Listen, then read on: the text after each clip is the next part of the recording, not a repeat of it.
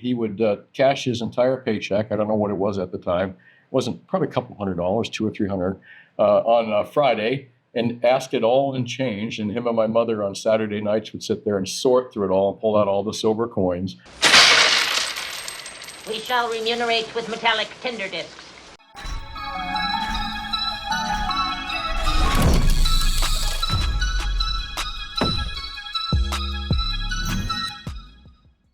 Hey guys, Ralph here from The End Game Investor, and I am in Fort Lauderdale at Commercial Rare Coins and Precious Metals with owner Brian Kuszmar, who was gracious enough to help me with equipment and getting this interview professionally done, at least compared to what I do. So thanks. And we're in the antique side of the store. If you're in Lauderdale by the sea, come by and check out the rare coins and precious metals. Well, nice to have you here, Rafi. And I think you had a great time here in Florida. You got a little bit of hot weather going on here, but you got a nice little trip. Got to, what'd you say, go down to Isla Morada, see the... Yeah, we were in the Keys. And the kids are away at camp. Had a little vacation, going back home 2 days. Yeah, long trip. Well, wish you safe travels back. But anyways, what do you want to talk about? I mean, I don't know where to start here. Okay. Well, you were saying that you are at least a second generation rare coin dealer. Does it go back any farther? Not really. My father started in the rare coin business.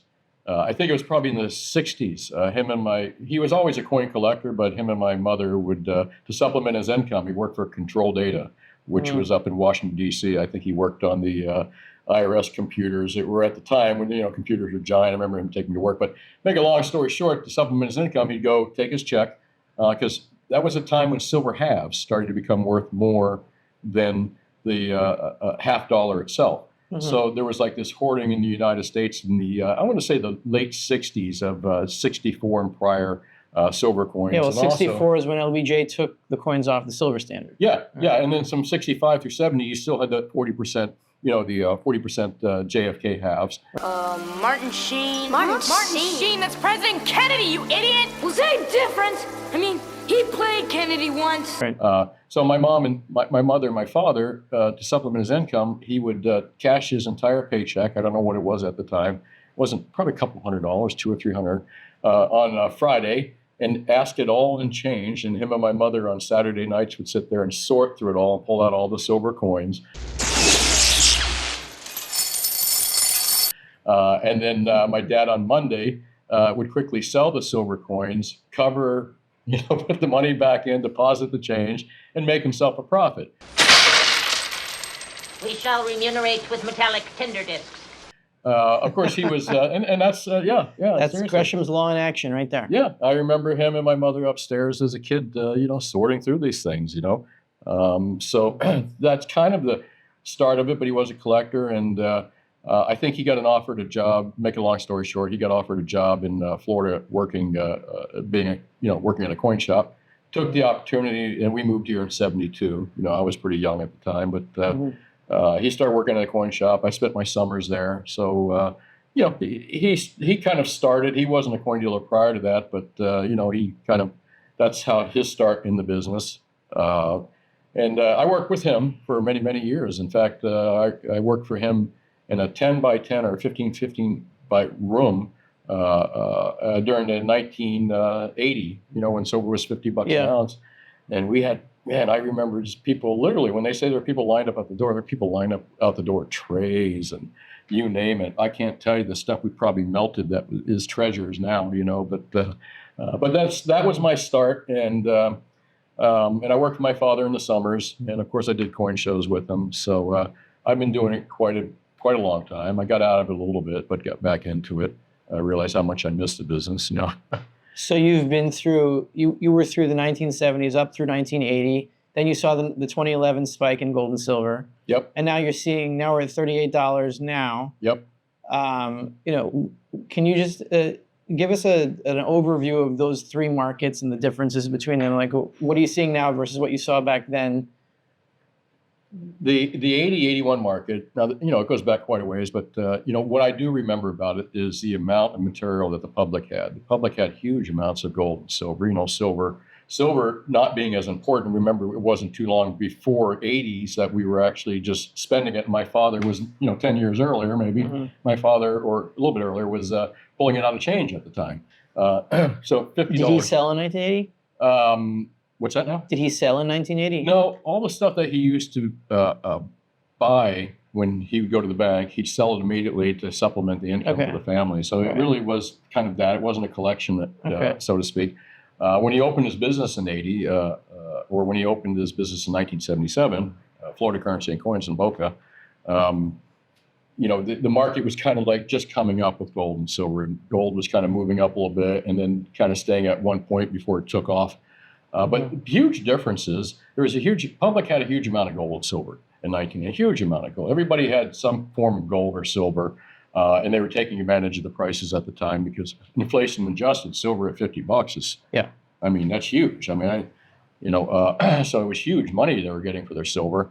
I would imagine very few people were able to sell at 50.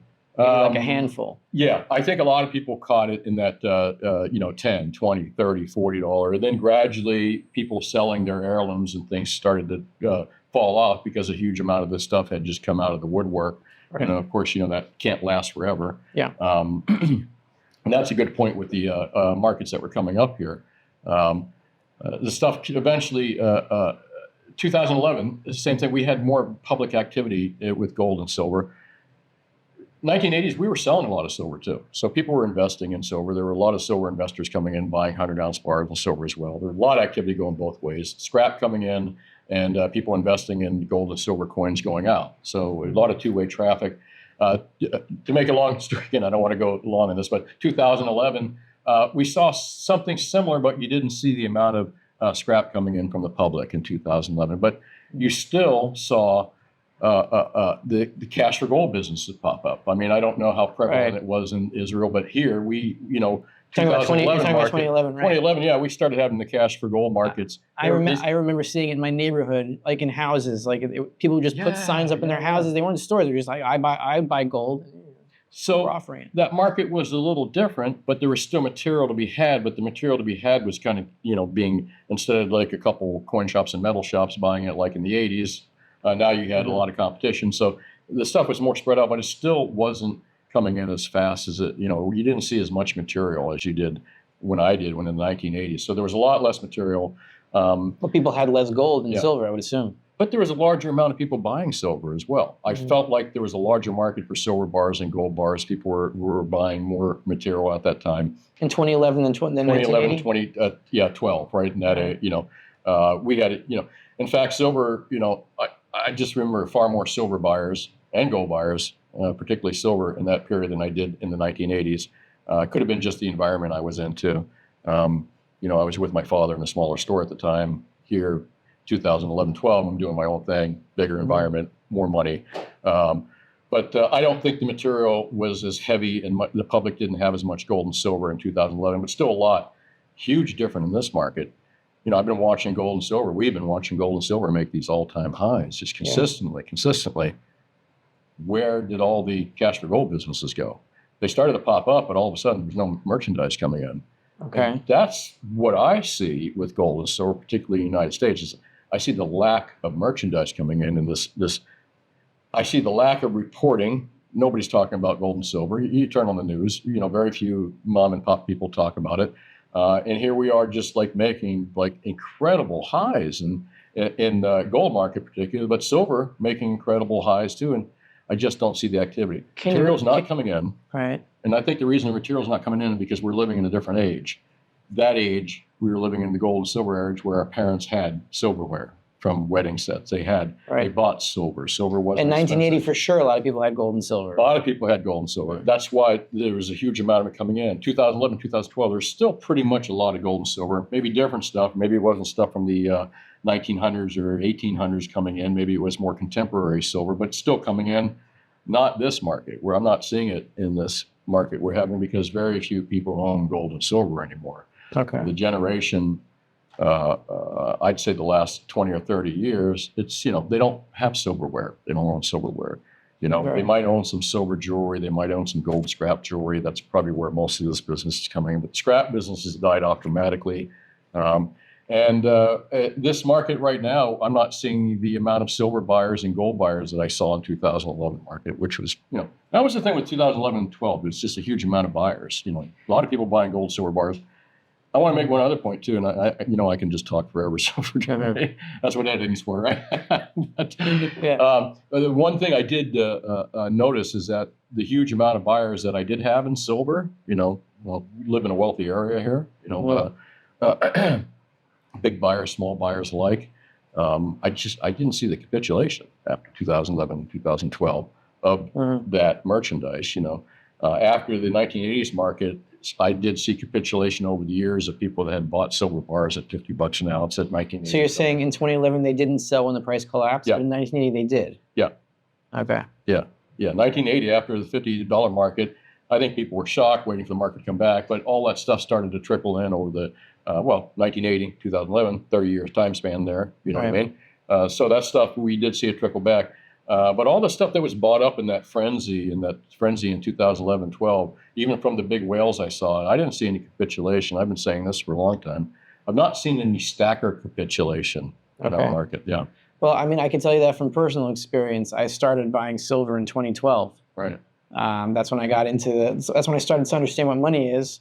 And I think I bought it at like maybe 25, 26, 27 or some kind of mix in there. Yeah. And I was down for like 10 years and I didn't sell. I just held on to it and, now it's doing better. But when you say that to me, that you're not seeing a lot of buyers come in, to me that sounds like a wall of worry. I mean, lack of bullish sentiment sounds to me bullish. Doesn't mean there's not going to be a pullback or anything. Right. It sounds like a good sign. Like when everyone's in a frenzy, everyone's like buying or like in 1980. That would be worrying to me. But we're seeing the opposite now. You're saying. Yeah, I'm not seeing the buyers. Well, we did see the buyers for a little bit in 20. When that when the virus came along. You know what I mean? Yeah. During the shutdown, we did see a large amount of people buying silver. There was that silver squeeze thing at the time, and so we did see a lot more people buying silver. But since that period, it's dried up dramatically. I haven't really seen it. And silver's making $30, $35 well, somebody's right paying 40. Who is it? It's industrial. Okay. I think it's two things. I think, in my personal opinion, it's. First off, my retail industry, my retail business, and selling gold and silver coins and bars we're such a small, and I've said this over and over. It's easy for me to think that, I represent, in people like me and wholesalers and stackers represent the gold and silver market, but we don't. We don't. Yeah. We're like, and for me, I've always said that Americans, there might be 1% of the population, in my opinion, that are serious stackers. They do polls and they say, well, how many people own gold in America? But people count their gold jewelry. I own gold jewelry and stuff like that. But if you really went and asked how many people own, if you just start going to parties and you go to people and very few friends, how many of you own a Krugerrand or Maple Leaf or silver bars? Yeah, almost nobody. Some silver jewelry or some gold jewelry, and almost no one. So and the thing in our industry is that the dealers, the mentors, and all these other guys out there, we confuse, our business with the kind of like, rest of America. But the fact is, we're such a small segment of Americans that own gold and silver. And I think most of us are bought in for years and years. Most of us, we're not just gold and silver stackers overnight. We developed this and we learned this and we spread this along. So I think the 1% of American stackers out there is just loaded up, has been. They haven't capitulated. They buy more when they can. But when we're not, a lot of guys in our industry was confusing, we're melting tons of gold and silver coins. That means that it just means that the market shifted to where that stuff is really needed, which is, I think, maybe paper contracts that are panicking because they want to cover their positions. Maybe that's why Asai is backed up a month or 2 months out on their metal ore. That's what you were telling me. So that's what you were telling me the last time we were talking, that these big smelters, they have like a glut or something like that you said. Well, I believe that it's kind of like a funnel, and the pinpoint where the funnel is in the silver business is the refiners. You can get all the stuff you can out of the ground if you got a ton of it come out of the ground. The real tie-up is the guys that can refine it and turn it into real metal. And these guys, they're turning into metal, are there's what's causing delay in production right out there, because you would think that we're not selling any gold and silver here. We're very quiet. Most businesses like myself in this industry is kind of quiet to the retail stackers. Again, my feeling is they're all stacked in. They're all in, and we get the new ones coming in the store, of course, and so does everyone else. But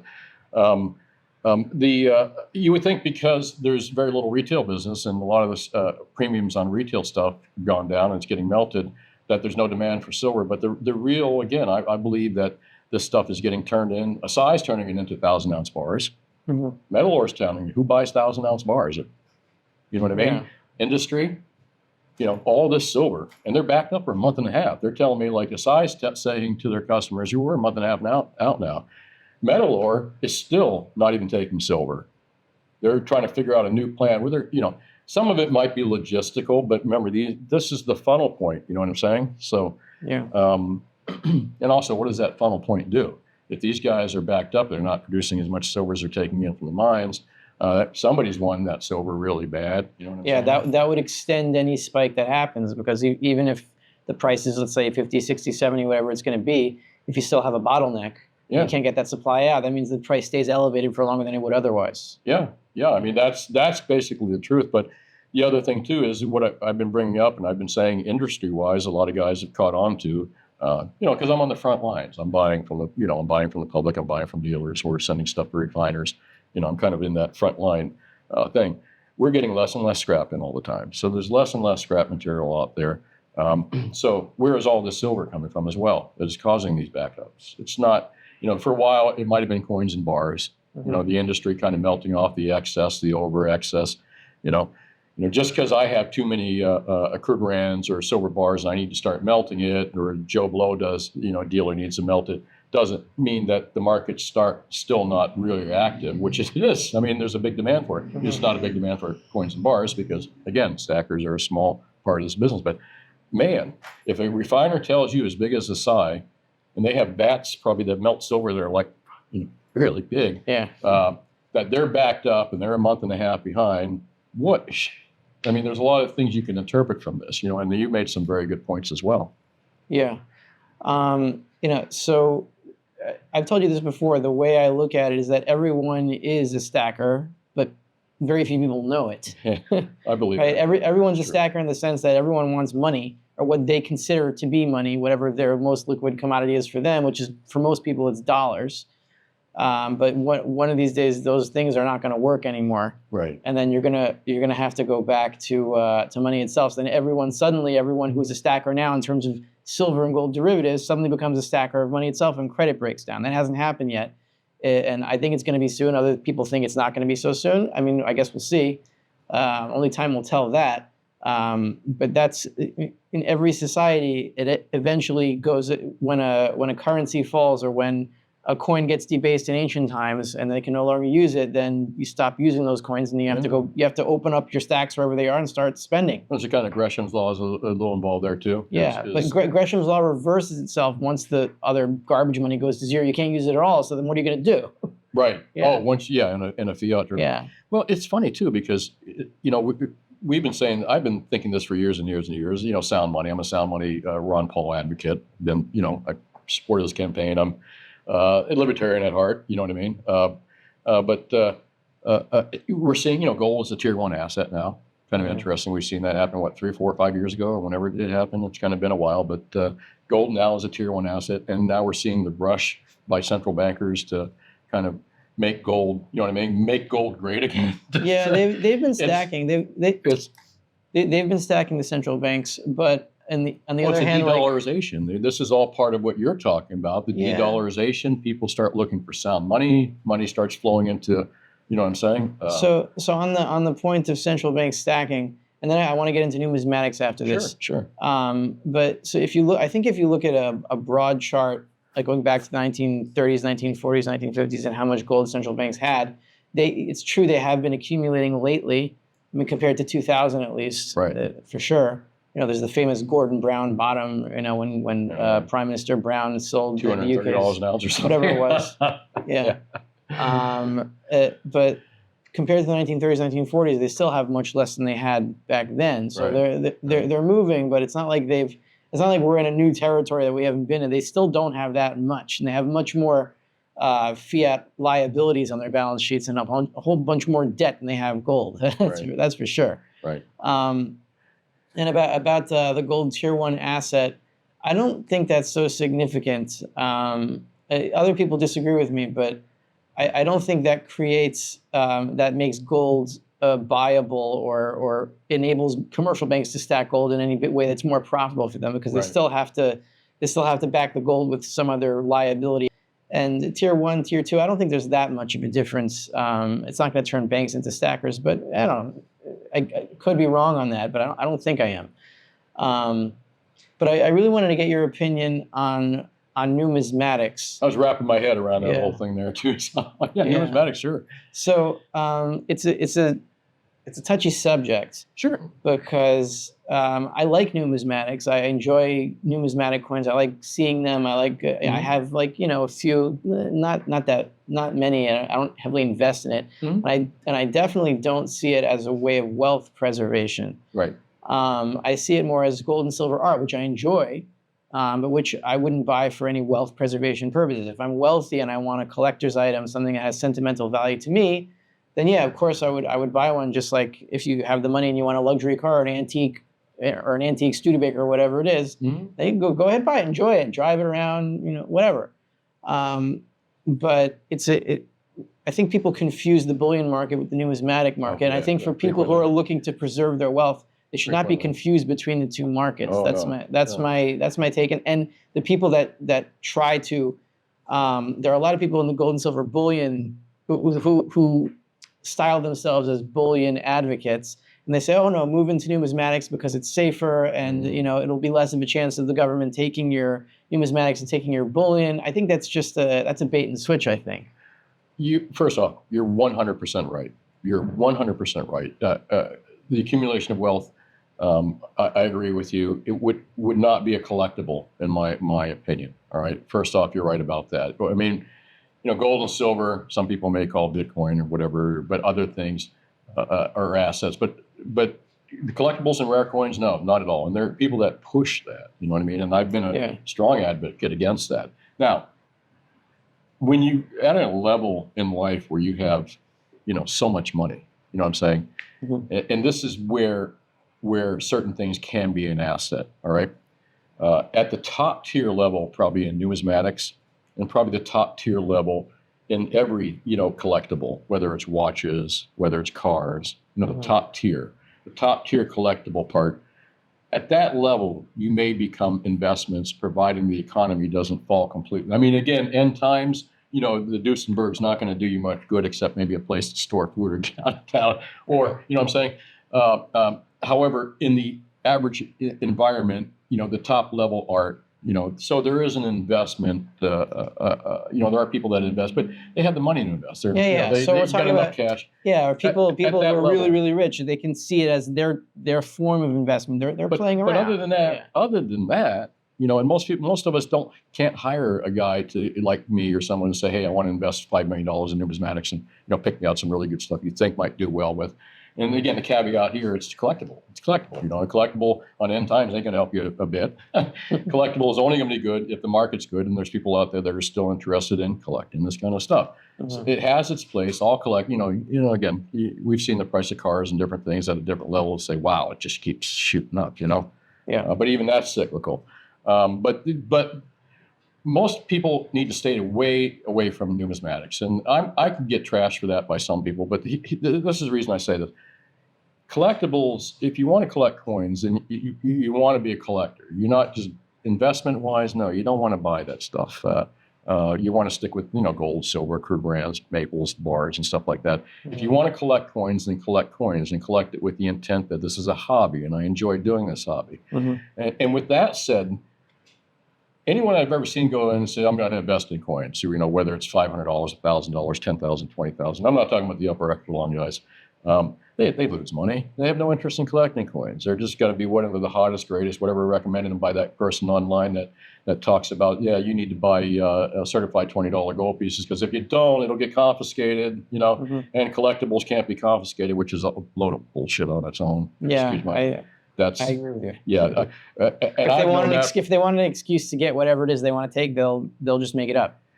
The confiscation, I know where this came from because I saw the script. Actually, I read the script on it. It was a friend of mine that was a telemarketer. He worked for one of the companies. Was it Blanchard, maybe? I can't remember. This goes back 30, 40 years ago. And they'd have their telemarketing salespeople say, well, why, sir, you know why you want to buy $20 gold pieces that are certified, you know, which were coincidentally had 20 and 30 and 40% premiums over the price of gold, all right, collectible premium. Because you don't want to have the stuff confiscated. This is a script that goes way back to a telemarketing firm that is still entrenched in our industry.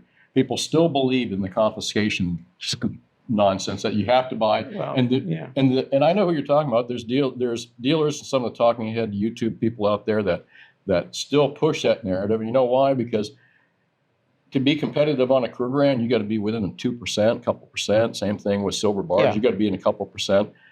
Collectibles has a 20 in Florida telemarketing laws, and a lot of telemarketing laws allow a 20 and 30% markup in collectibles. You can't do that with bullion and be competitive. Look, there you have it from a rare coins dealer telling the truth. Coins are fun, though. Yeah. I mean, and when I said people that just invest in coins, just willy-nilly throw them away, like, you know, just throw them in a drawer and, oh, they're going to go up one day. Yeah. The people I've seen make money in any collectible industry are the people that took a genuine interest, learned about it, made their mistakes, took their wallets, still enjoyed the hobby and kept going. Yeah. I mean, think about it. No matter whatever hobby it is, this, you know, the people that make money and do well are the people that actually really are in it for the hobby. So can coins be a good investment on that end? Yeah, Sure, and look, collectibles, I think gold and silver is the wisest thing to collect. But it's still Your downside's collectible. limited to the gold and silver value. Yeah, this is true. Coppers, you know, you could wake up one day in the morning, it's just a big green blob.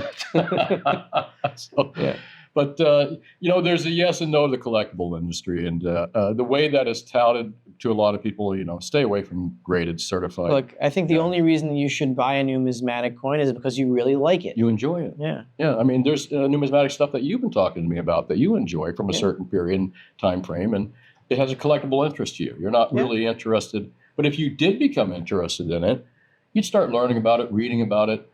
Hey, what other coins are available out there, and making some maybe unwise decisions buying stuff. But that's a learning curve. And would you one day, 10 years from now, if we don't have the end time anytime soon, would you be able to turn that over and make some money? Possibly, you know? So I don't want to. That wouldn't be the reason I'm doing it. I don't want to just crap on numismatics as an investment, but I want to explain it has its role. Its Oh no, place, it definitely does. Yeah, you know. it's a legitimate market. It's just a. But if you have no interest in You don't want to collecting- come from the angle of stacking and then move to numismatics because of that. No, Right. no, don't get caught up in that at all. And there is a lot of just genuine, you know, people out there that are just hawking this stuff just for the sake of, you know, profit. Yeah. But the interesting thing is all those $20 gold pieces that these guys were hawking on YouTube and all these other places, like a couple years ago, 2 and 3 or 4 or 5 years ago, the $20 gold pieces that were $300 and $400 over the price of gold, they're now worth under melt.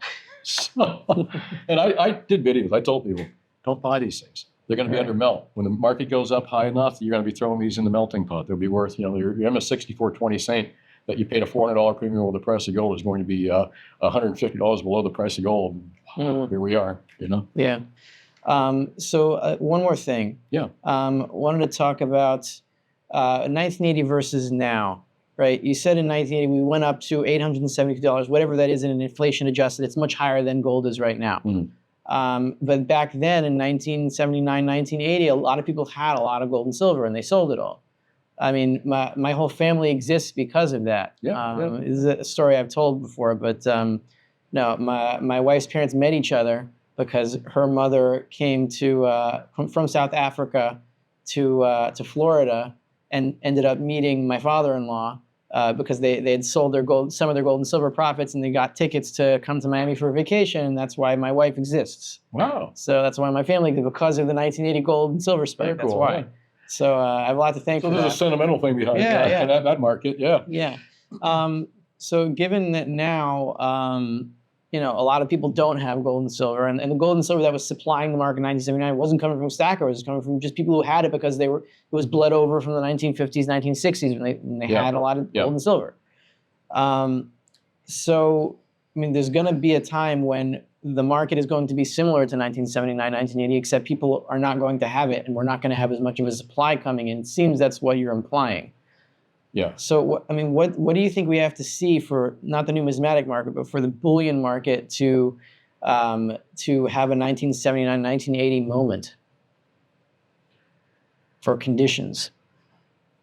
My concern is that, again, we in my industry, we've all lived off of. When I say my industry, I say my business is derived from stackers, the bullion business, not the rare coin business and the collectible jewelry business and stuff, but the bullion business derived from stackers. And I believe, again, they're bought in.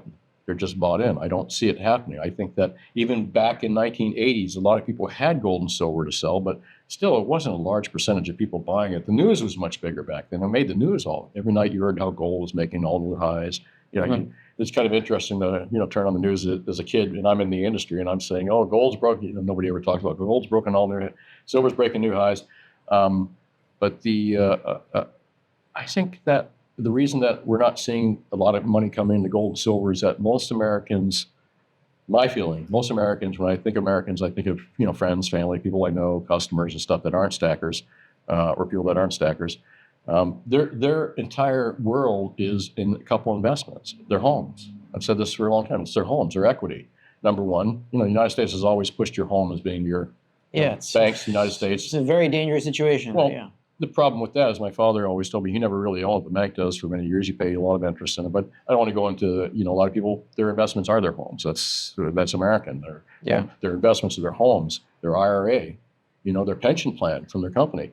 That's their investments. Whatever's left over might go into some gold and silver, but how much is left over anymore? How much does my friends and your friends that live here, how much extra money do they have to buy gold and silver? Not enough to fuel the industry, I think, and not enough to create that frenzy. I think, stackers are bought in, but I believe the rest of the American public is, they're either doing what they can to get by or to stay where they're at, or just maintain what they have, which again, that's real estate. That's where I see all the money. It's in stocks, bonds. Okay, so then, I'm going to take what you said and try to look at it from the opposite angle, from the other direction. So if you're saying the stackers are all bought in, but we've never been a big part of the market, and unless everyone suddenly becomes a stacker, which I think will happen by default when the dollar doesn't work anymore, and we can agree or disagree on that. But if we take what you said and look at it from the other angle, then everyone's investment is in real estate, 401ks, whatever their company pension plan is, right? If the dollar is weakening and the purchasing power of all their investments, whether the nominal value goes up or down, doesn't make a difference. Sure. If they start seeing that their purchasing power is lost and it's losing its purchasing power very quickly, they will panic into something. Whether they I'm not saying they're going to suddenly buy gold and silver, but let's say some of them will. But the point is, even if they don't, in an environment where purchasing power of classic American investments like real estate, 401ks, pension funds, all that, when that collapses and all of a sudden people can't afford anything, the purchasing power of gold and silver will absorb all of that lost purchasing power in those other investments just by laws of economic monetary nature. So whether stackers actively go out and buy gold and silver at that time doesn't make a difference, because the purchasing power doesn't get erased. It's like thermodynamics, right? It just moves. Yep. It moves like between matter and energy. It moves between these investments to those investments. So gold and silver, just by the nature of what they are as liquid commodities, will absorb that lost purchasing power when it happens. Right. I mean, I think that's completely plausible, and I don't see any reason. I mean, stuff just doesn't disappear. It just doesn't evaporate. It goes somewhere else. So you're exactly right. It'll go into gold and silver. However, is it going to, my question is it going to mean more people walking in my store buying gold and silver or selling gold and silver? I don't know. Well, either way, you win, right? The spread, right? Well, yeah. Well, I also win because I'm a holder too. You know what I'm saying? I'm not just a customer. What's that old American guy over there? I'm just a customer. I'm also a client. I'm also a client. So, I mean, I love their spatula so much, I bought the company. I'm Cy Sperling, president of Hair Club for Men. I'm not only the Hair Club president, but I'm also a client. Hello, this is Cy Greenbloom, president of Spatula City. I like their spatulas so much, about the company. I own my own gold and silver, so I mean, I talk and walk the walk. So I'm pretty much good, I believe, either way. Whether the business, more people come and buy gold and silver, or me just holding gold and silver as a hedge, or that kind of transfer of wealth.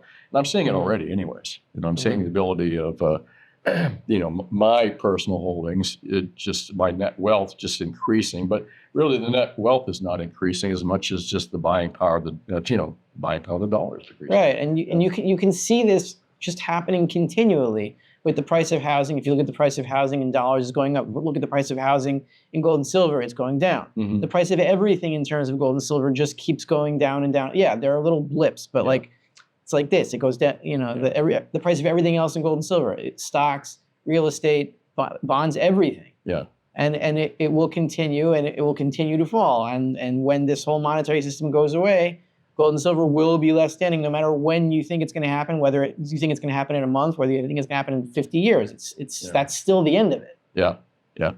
And it'll be interesting too, because silver. When we're talking about silver, also silver is not just a monetary metal. It's also an industrial metal too, and how that comes into play as well. That's a whole different thing. We talked about that before. Yeah, because in any other year when silver was the main monetary commodity, people traded it directly. It was never really substantially an industrial commodity at all. Like it is today. Yeah, now it is. With solar and with the amount of electronics that are used, it's just incredible. And again, another thing that we've spoken about, and I talked about a lot as well, is that stuff is not recycled. I mean, look at car lots. A half an ounce of silver in each brand new car since the 80s or something like that, when they put printed circuit boards with silver in there. 0.4 to 0.6 ounces is the average. I mean, they don't. You look at junkyards; they don't go in there. They don't rip out these. That's because it's not worth it. But eventually, it'll be worth it. Yeah, but think about all the stuff that we've already sent off to landfills too. I mean, so recoverable silver is, thank God there's not a lot of recoverable silver in that regards, because the backup times would even be worse, wouldn't it? Yeah, well, maybe one day, like landfill front property will be like beachfront property, so people can go digging in landfills for the silver scraps, and they'll have their own suits. You'll have companies making these like hazmat suits for people who want to go dumpster diving in big, trash piles. And yeah, hopefully it won't be 5,000 poor Americans doing it.